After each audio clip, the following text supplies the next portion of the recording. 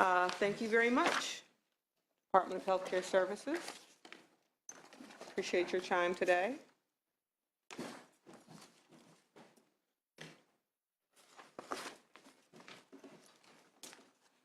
Bye.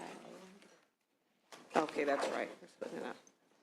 Stretch break as we transition to Part B of the agenda and begin with Department of Social Services. 30-second stretch break. Come on, Dr. Stone, lead us in our stretches. Oh, okay. Even better.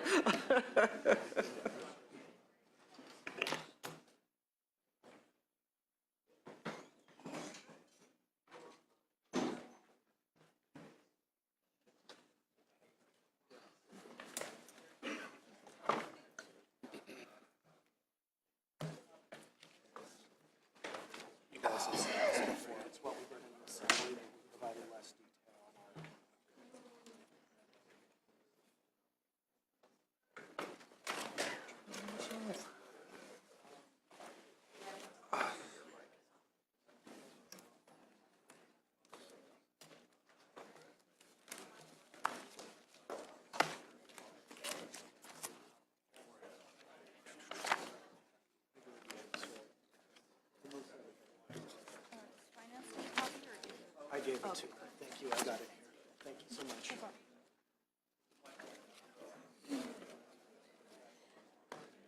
Thanks.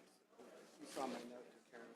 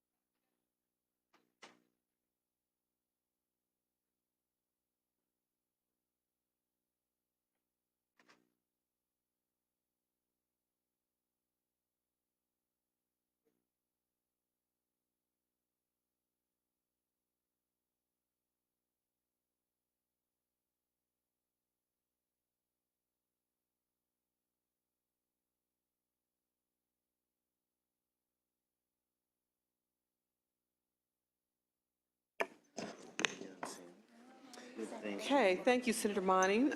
We will go ahead and begin. I hope everybody stretched. I didn't see stretching going on. You're going to regret it in about an hour. We'll go ahead and start with item number 5180, Department of Social Services, Child Welfare Services. Welcome, Director. Thank you, Chair Mitchell. And we're on page 3 of the agenda for the audience. Chair Mitchell, Senator Monning. We're actually going to have Greg Rose begin and do the, I'm sorry, Pete's going to do the overview. Madam Chair, Senator Monning, thanks for the opportunity to come before you again to talk about child welfare services. Your agenda, as it always does a really good job laying out an overview of the child welfare system. It provides information that we supplied to the committee this year about caseload trends, demographic trends, the various components of the child welfare system, placement costs on page 5, and the various amounts that those placement costs, those are monthly figures there for the various placement types. There's a discussion of trends recently in length of stay. There's a discussion of the role of CCL there and our responsibility federally for various outcome measures that we're working on. The bottom of page 6 touches on the realignment in 2011 of the fiscal provisions of the program.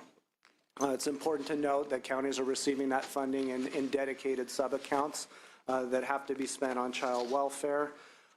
Related to that, we have an annual report due to the legislature on April 15. It's, I think, successfully making its way through the review process, and we expect it to be timely this year. Okay, well, Barring any surprises. to you on time, all right. We'll see. We are doing our best to make sure that that's timely. And that's discussed. The details of what's in the report are outlined on page 7. It describes last year's report as well. And then in terms of the recent policy and budget actions that begin on bottom of 7 and onto page 8 substantively, the sergeant has provided you a handout, several page document. I'm not going to read it to you. But there are a couple things that have been happening recently in the program, and I'll just hit some of the highlights for you. The approved relative caregiver program, and I may say ARC, that's what I mean by that, was enacted last year to enhance the support provided to relatives who take in foster youth. Previously, if those youth were not federally eligible, the family that hosted them, the relative that hosted them received a CalWORKs payment rather than a foster care rate. And this bill solved that problem last year and has been implemented. Down at the bottom, last calendar year, 56 counties expressed interest in opting in, and they're currently in the process of doing so. We're re-verifying our count of counties, but we believe at least at 34 so far that have formally opted in. They have until June 30 this year to opt in and move forward. And for the relative, from the relative caregiver's perspective, at what point will it be implemented and they'll begin to receive ARC payments? It varies by county based on their implementation date. Some counties have opted in and said we will start as of March or April or February 1 of this year. Some have said we will start going forward as of April or May, but we want payments to be issued retroactively to January. It's a discretionary county decision during this fiscal year. Excellent, thank you. I will mention we have a small piece of trailer bill language associated with the ARC program this year for the committee's consideration. And it's merely a piece of language that seeks to ensure that the annual COLA for those payments is provided as it is for all other foster family placement types. They all get an adjustment annually of the California Necessities Index. And there was a drafting error in last year's legislation that we're seeking to fix this year to ensure that that happens. The next item is the Title 4E waiver, or as we now call it, the California Wellbeing Project. Counties of Los Angeles and Alameda have been operating that project since 2003.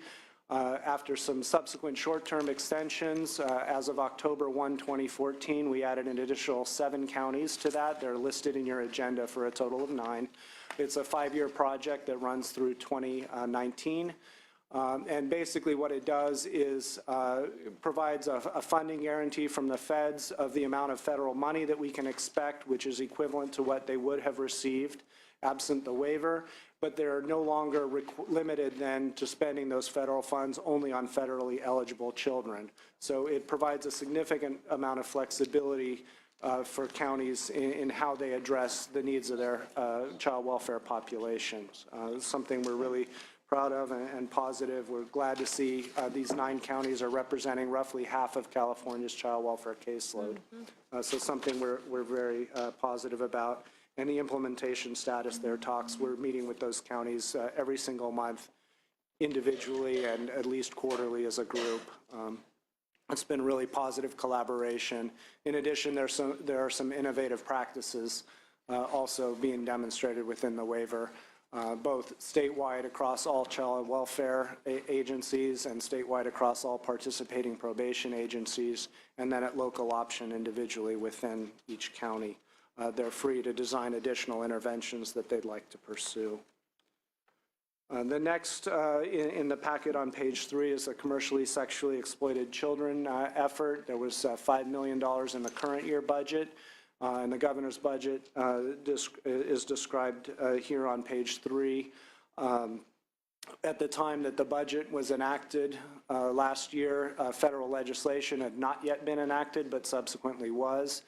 So we're looking for an update in the May revision to look at the overlap between the state legislation and the federal legislation and what that means for California's funding mix.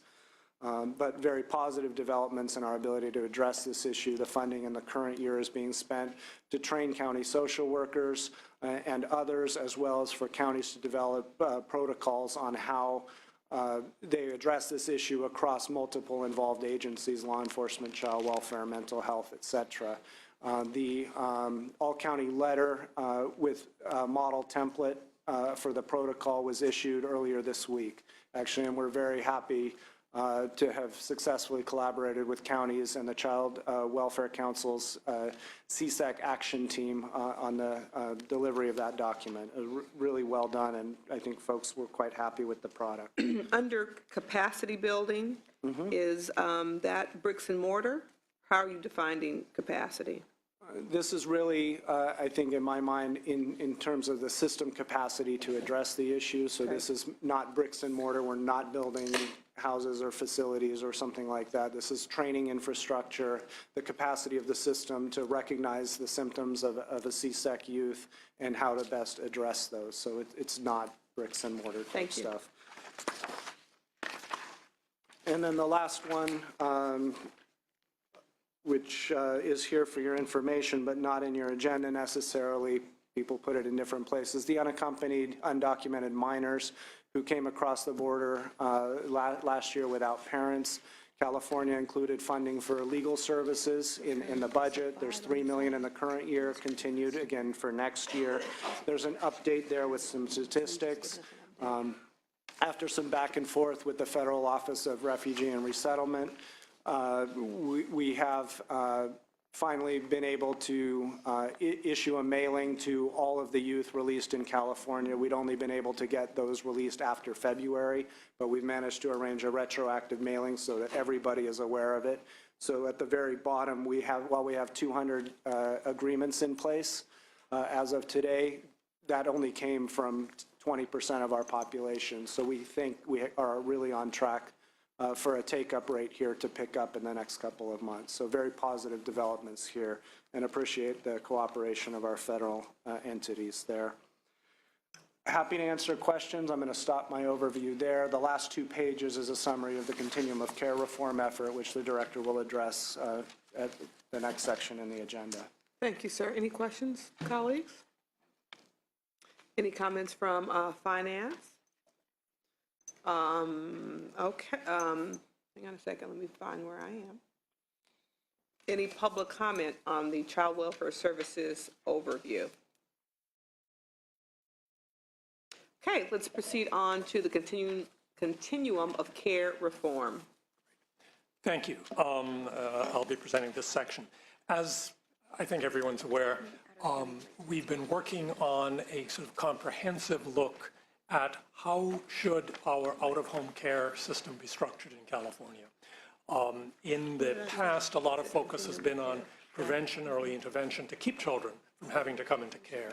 And that's been very largely... Director? Yeah. Let me stop you.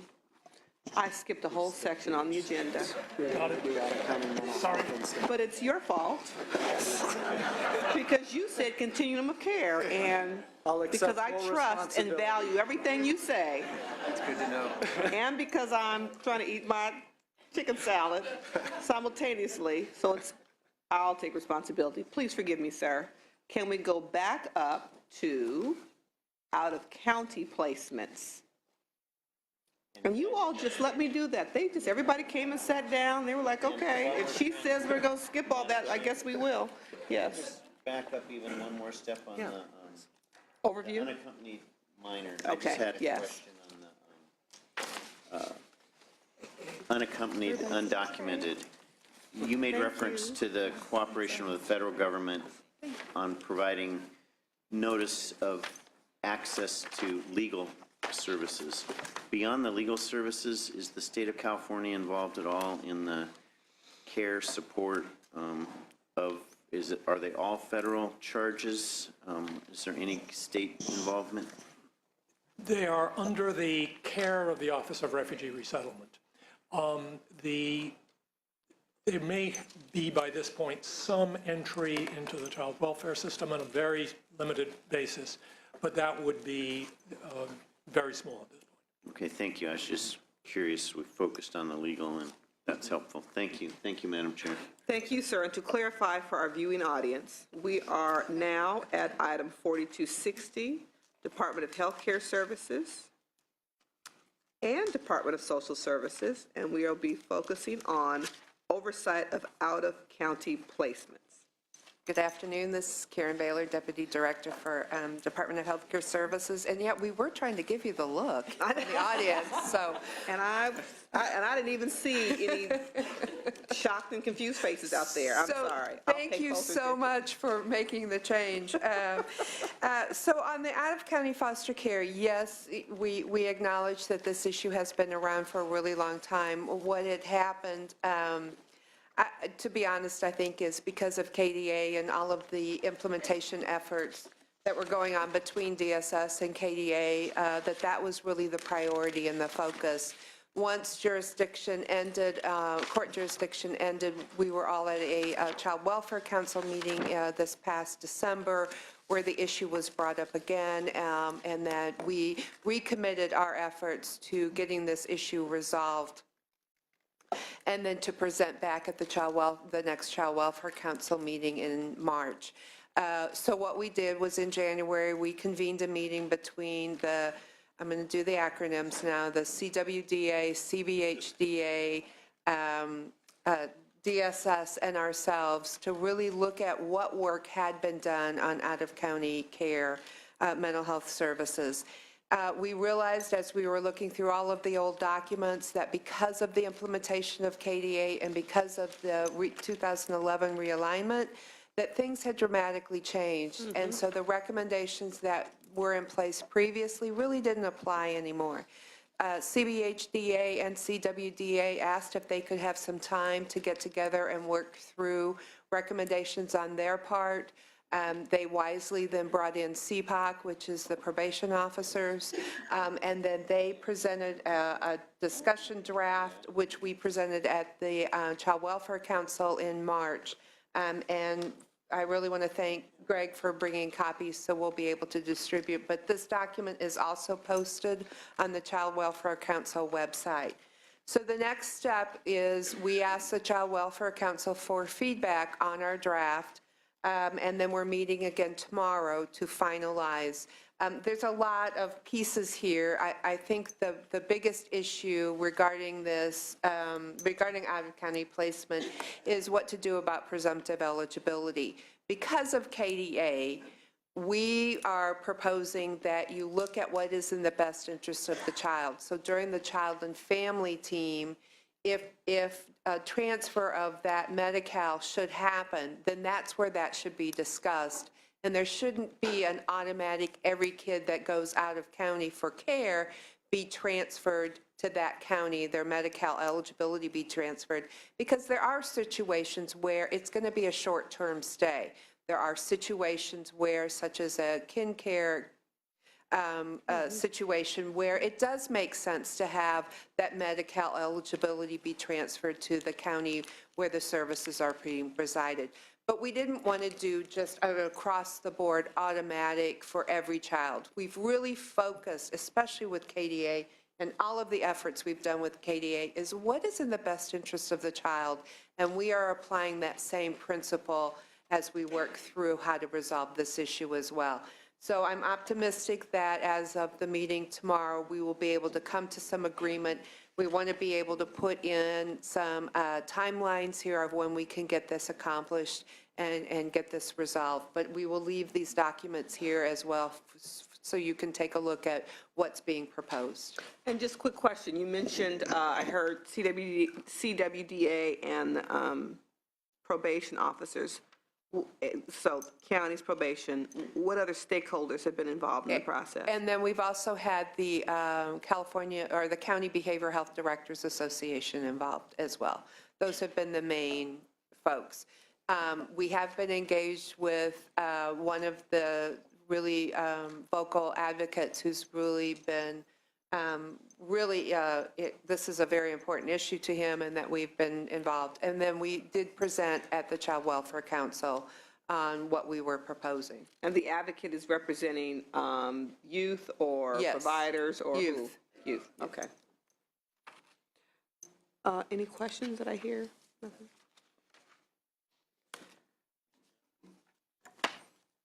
Senator Stone. Do we have information on how many youth have received the mental health services over the past 10 years? And what I'm trying to ascertain is, are we seeing a higher demand now for mental health services over the past decade, or